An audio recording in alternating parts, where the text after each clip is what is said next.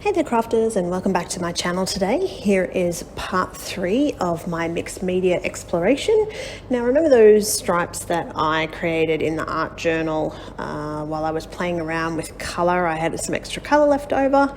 So this is the art journal, and it's now time to get something else onto this layer. So I have pulled out my little box of what I like to call my little box of colour.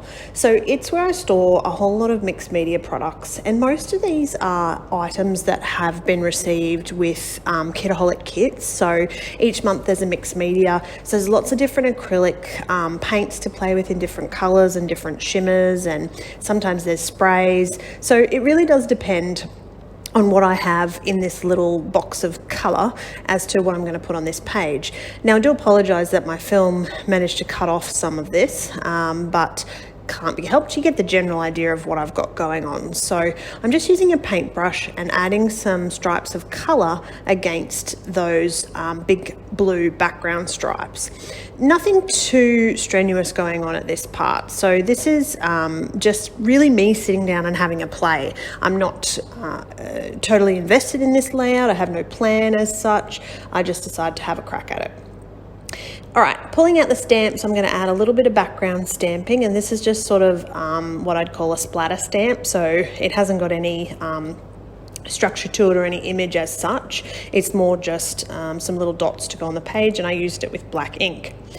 Now I have this gold sparkly paste in my box of colour, and it seemed to have separated, so I did have to give it a good mix around. It was quite thick, but this is essentially why I'm in my mixed media stash, because I have all of this stuff just sitting around, and some of it is going to dry out before I get a chance to use it. So if you're anything like me and you have bucket loads of mixed media at home and you need to get some of it on the page, I am encouraging you to get out and get it used and get it done. All right, I'm going with some white splatters next. So I just mix a bit of water with some white acrylic paint and splatter those around on the layout. I felt like because I hadn't had real structure in how I was putting this layout together, I needed to bring it together with a border, and I decided to go with a black border because I think it sort of enhances the lightness of everything inside of it. So by having the black border, I am just really finishing off the outsides. Now, because I've got a little bit of black paint left over, I decided I'm just going to pop some little marks. And again, these are not anything too strict or structured. I am simply just having fun and playing around in my art journal. It might look good at the end, it might look rubbish, but you know what? I had a go, and I think having now looked back through some of my old art journaling, I love to see the growth that I get. So some of my initial art journaling is just rubbish, you know, it's terrible. I wouldn't do that sort of thing now. And I think that's where it's great to see the growth. So now that I'm happy with the background, I need to decide how I'm going to embellish, and I'm going to do that with just a couple of things that I found in my stash. So it's the little girl sticker, which I think is really old from Kaisercraft collection, and then I've got the You Are Beautiful, which I think is a timely reminder.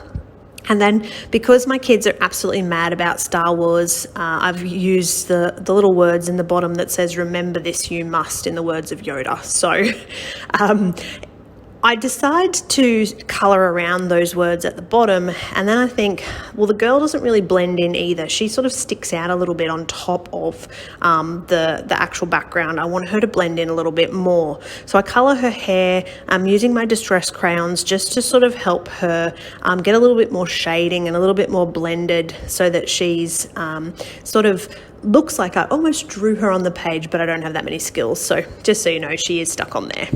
But that is part 3 of the one mixed media project. So I hope that you enjoyed that. Thank you for watching. And of course, if you haven't already, make sure that you hit subscribe.